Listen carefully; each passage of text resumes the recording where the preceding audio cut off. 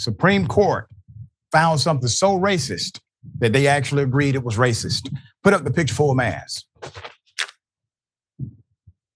Landmark decision. U.S. Supreme Court has allowed Louisiana to use a congressional map that includes a second district where the majority of voters are black. A decision that is said to have significant implications for the 2024 elections. I'm going to explain. With millions watching and many people benefiting from this program called Indisputable, we just need 1% of the viewers to become a paid member so we can continue to bring this content to you. Now back to the show. The court's decision came in response to emergency appeals. Now, this part is important because without the appeal, meaning active litigation to say there's a violation of a ruling, without the appeal, you do not get this decision. So the Supreme Court responded to an emergency appeal filed by the state's top Republican elected officials and black voters. The Associated Press reported those groups argued that the high court's intervention was necessary to avoid confusion ahead of the elections. So let's put up the new map. So the new map, which includes 2 majority black districts, could give black voters an opportunity to pick up a seat, potentially helping Democrats regain control of the closely divided House of Representatives.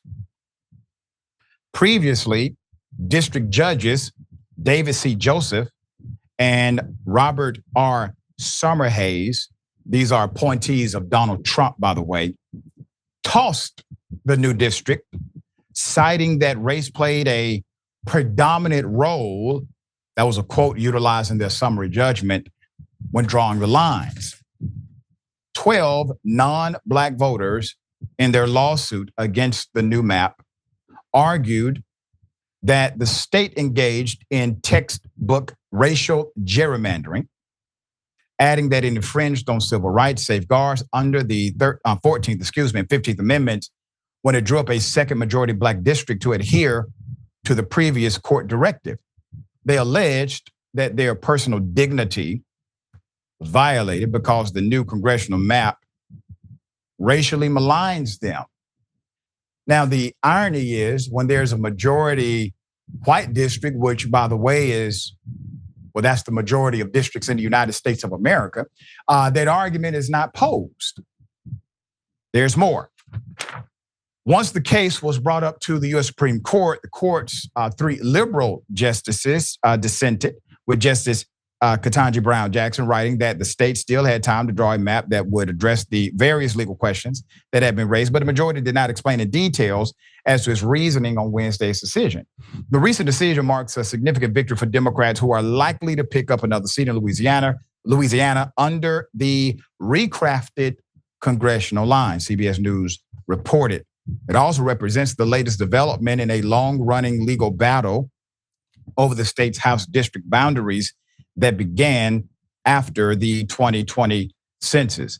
Now, what are the rules when it comes to congressional lines? You really don't have them. You have basically guidelines. You can't make it all about race, but it can be a little bit about race. You can't make it all about partisan politics, but it can be a little bit about partisan politics. But the reality is, whichever party is in power, they typically get this great opportunity to redraw a district line or district lines if the time frame is when they're in power. And so this has become one of those issues that's a system dysfunction holistically. And let me explain why.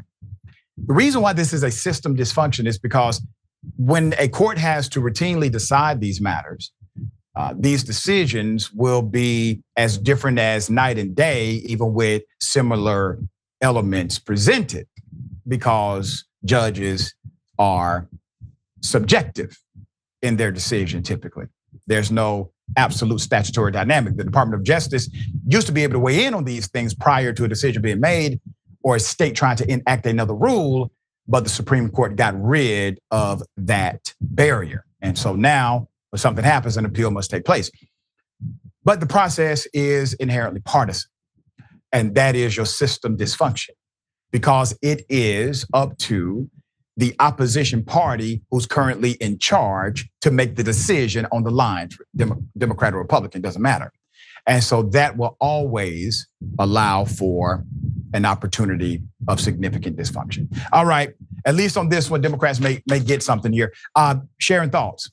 I hope the Democrats do get something on this one because the alternative is just bonkers. My thoughts are like yours. I don't know why we can't seem to get this right. We all know what's going on. And when you dismantle certain systemic things as if everything's cured in America, this is the end result. Yep, there you go. All right, we'll give you updates because hell, this could change too.